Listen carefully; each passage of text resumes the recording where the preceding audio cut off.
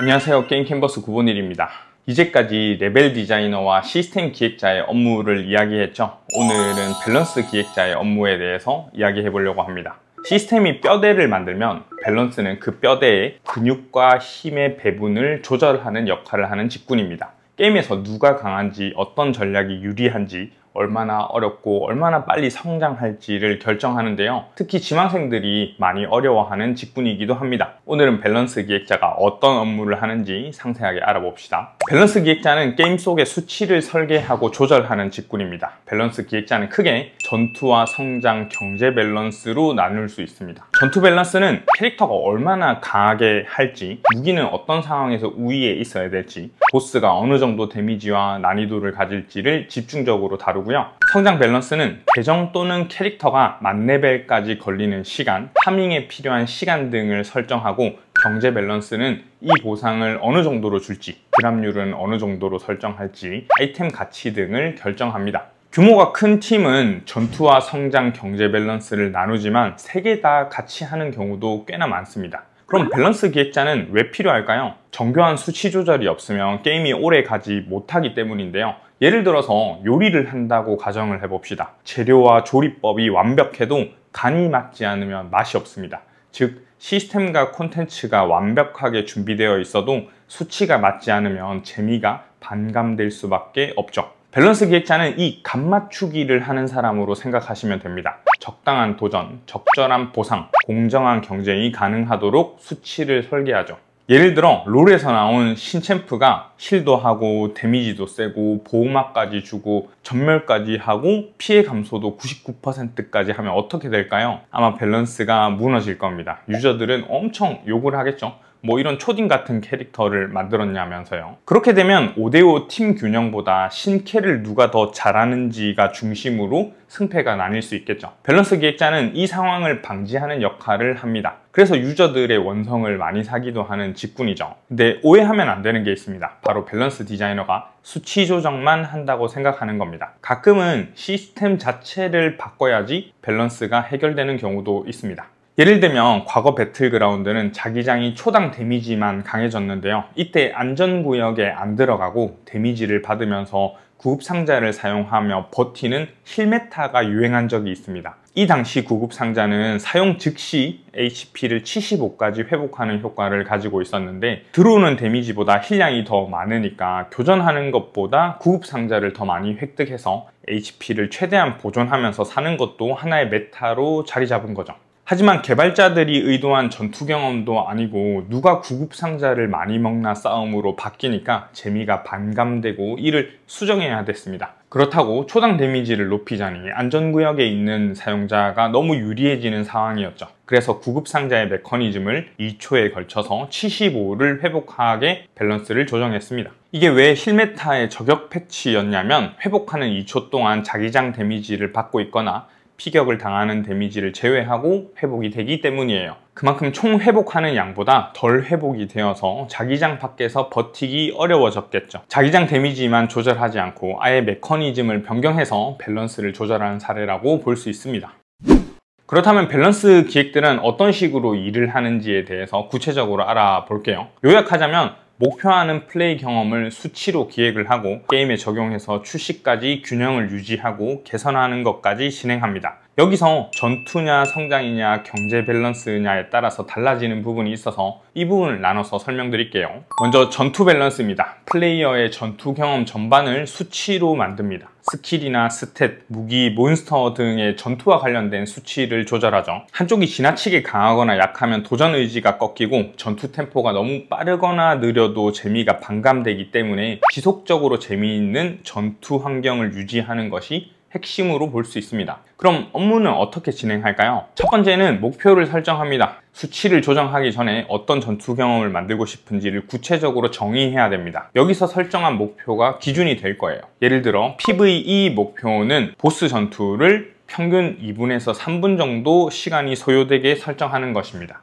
PVP 목표는 동일 실력 기준 승률 편차를 플러스 마이너스 5% 이내, 평균 전투는 1분 정도 두는 거죠. 이런 식으로 시간을 기준으로 목표를 설정할 수도 있고 승률을 기준으로 목표를 설정할 수도 있습니다. 정성적인 접근보다 정량적인 기획 의도가 많은 편이라고 정리할 수 있겠네요.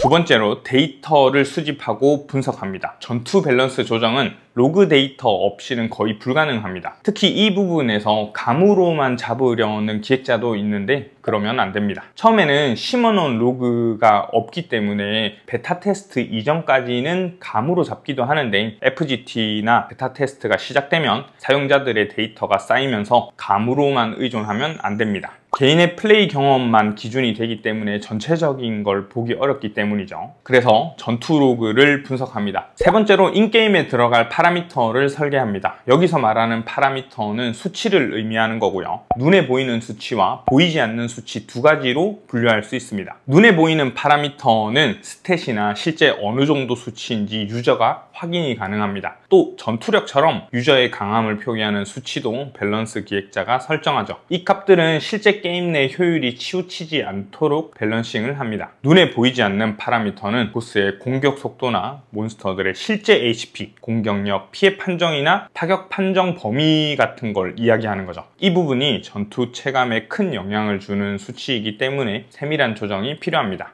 네 번째 전투 밸런스 업무는 이를 뒷받침할 공식을 설계합니다. 공식이라고 표현하니까 조금 어렵게 느껴지지만 이건 전투 경험을 숫자로 번역하는 문장이라고 이해하시면 되겠습니다. 어떤 계산 과정을 거쳐서 어느 정도 데미지가 나오게 할 건지 또 어떤 스탯의 가치를 높일 것인지를 결정하는 업무라고 생각하면 됩니다. 실제 공식을 기반으로 예시를 들어보겠습니다. 가장 간단한 공식은 이런 모습입니다. 데미지는 내 공격력 빼기 적 방어력. 이 공식은 너무 정직합니다. 방어력이 공격력보다 크면 피해가 0이 되거나 음수가 발생할 수 있습니다. 상황별 경험이 단조로워지는 거죠. 그래서 전투 경험을 세분화하는 변수를 추가합니다. 치명타를 한번 넣어볼까요? 데미지는 공격력 곱하기 치명타 데미지 빼기 방어력. 이때부터 공격력은 확률성, 변수를 가지게 됩니다. 어떤 공격은 치명타가 뜰 수도 어떤 공격은 안 뜰 수도 있는 거죠. 이런 식으로 방어 관통이나 스킬 개수 등 여러 상황을 도입해서 데미지 계산식을 만듭니다. 다만 이 공식에도 문제가 있는데요. 방어력의 가치가 너무 높다는 것이죠. 그래서 방어를 감소가 아니라 비율 저항으로 만들어 봅시다. 예를 들어서 최종 데미지는 데미지 곱하기 1 빼기 방어 감소율 같은 방식으로 조절하는 거죠. 이렇게 되면 방어력이 아무리 높아도 완전 무적이 되지 않습니다. 그리고 이런 수식은 어떤 순서로 연산하는지에 따라서 값이 완전히 달라지기 때문에 잘 설계를 해야 되겠죠. 다섯 번째는 라이브 모니터링입니다. 출시 후에 데이터와 유저 피드백을 동시에 확인하는 과정입니다. 이때는 의도한 전투 경험대로 작동하고 있는지, 예상 승률과는 어느 정도 오차가 있는지, 만약 예상보다 너무 강하거나 약하다면 어떻게 밸런스 조정을 진행할지 세부적인 수치를 조정하는 것이죠. 이처럼 전투 밸런스가 출시됐다고 끝이 아니라 지속적인 사후 관리와 모니터링이 필요합니다.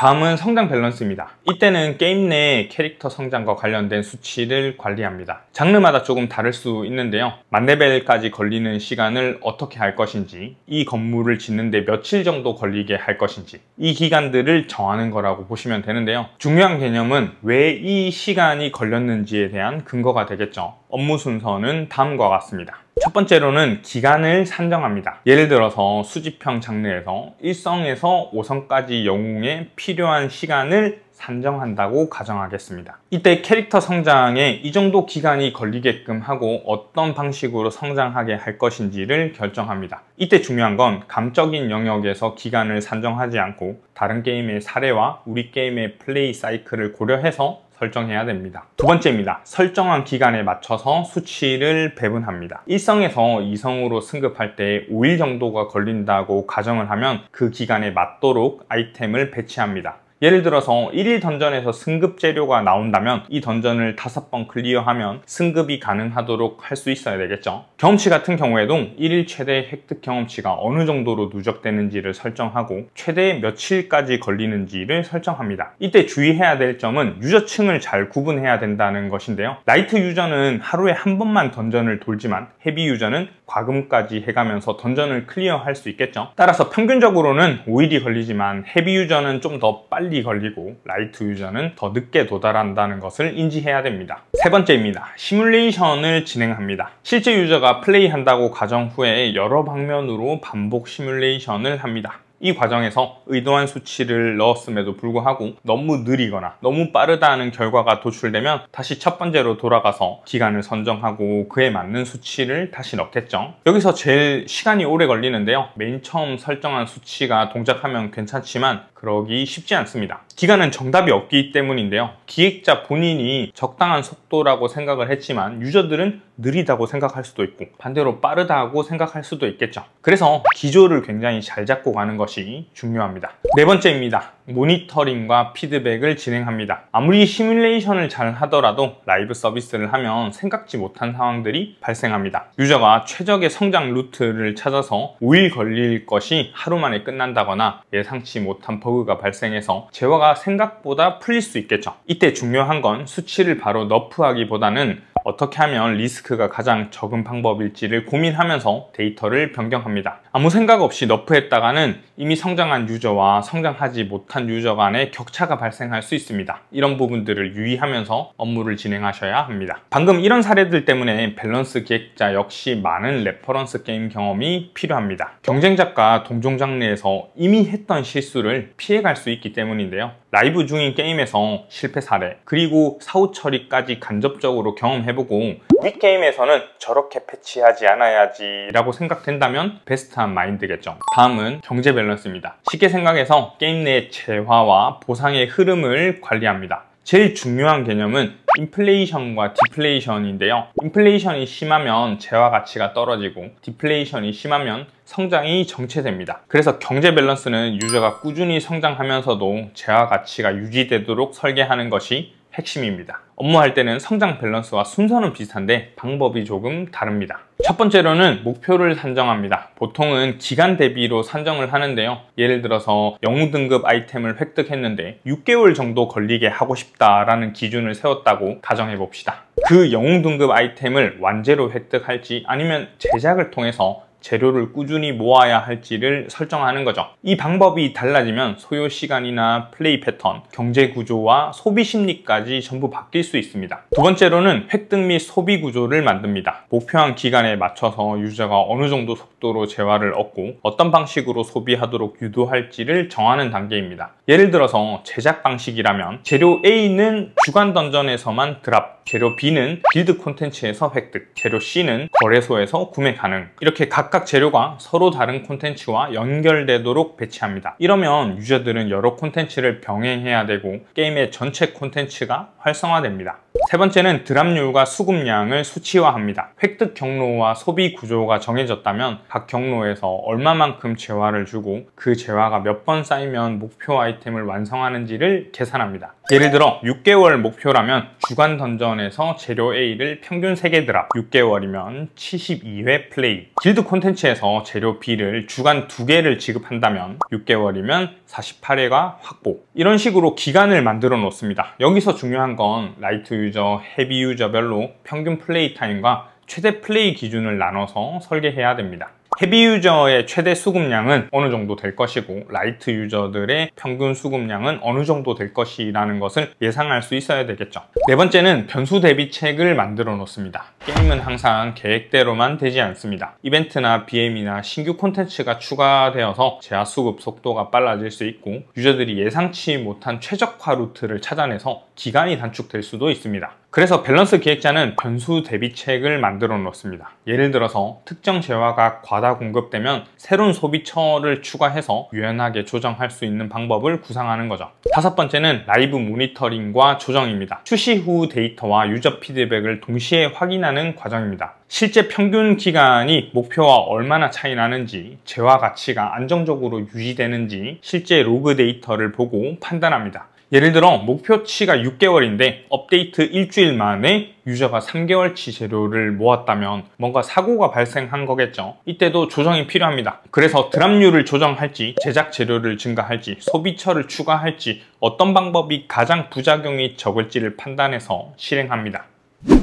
여기까지 밸런스 기획자가 하는 일에 대해서 알아봤는데요. 그럼 밸런스 기획자에겐 어떤 역량이 필요할까요? 첫 번째는 수치 감각입니다. 이건 수학을 잘한다는 개념보다는 이 숫자가 게임 내에서 어떤 의미를 갖게 할 것인지에 대한 감각인데요. 사칙 연산과 확률과 통계, 지수 로그 함수는 기본적으로 이해하고 있어야 됩니다. 그리고 많은 게임들의 전투 공식을 암기가 아니라 이해를 하고 있고 그 공식들이 왜 쓰였는지, 또 우리 게임에는 그보다 더 나은 공식이 없는지를 판단할 수 있어야 됩니다. 두 번째는 데이터 분석 능력입니다. 밸런스 기획자는 주로 통계 기반의 수치들을 많이 보게 될 건데요. 그래서 이 로그나 통계로 문제를 도출하고 개선 근거를 마련하는 역량이 필요합니다. 세 번째는 게임에 대한 이해도입니다. 본인이 만들고 있거나 라이브 서비스 중인 프로젝트에 대해서는 정말 빠삭하게 잘 알고 있어야 됩니다. 그래야 밸런싱 포인트를 찾고 주요 변수들을 캐치할 수 있습니다. 아까도 이야기했지만 동종 장르와 경쟁작에서 발생한 문제점을 이미 알고 있고 우리 게임의 그 문제와 사고를 피해갈 수 있게 설계한다면 훌륭한 밸런스 디자이너라고 할 수 있겠죠. 네 번째는 툴 활용 능력입니다. 레벨 디자이너가 엔진을 많이 다룬다면 밸런스 기획자는 엑셀을 더 많이 보게 되는데요. 그래서 엑셀과 관련된 역량은 꾸준히 길러 놓으시는 게 좋습니다. VBA나 SQL 같은 능력이 무기가 될 거예요. 광적으로 자동화를 좋아하고 본인의 필요에 의해서 시뮬레이터를 만들 수 있어야 됩니다. 오늘은 밸런스 기획자가 어떤 일을 하는지와 필요한 역량에 대해서 말해봤는데요. 과거에 찍었던 영상인데 밸런스 기획의 개념 잡기도 함께 봐주시면 도움이 될 것 같아요. 이번 콘텐츠는 여기까지입니다. 행복한 하루 되세요.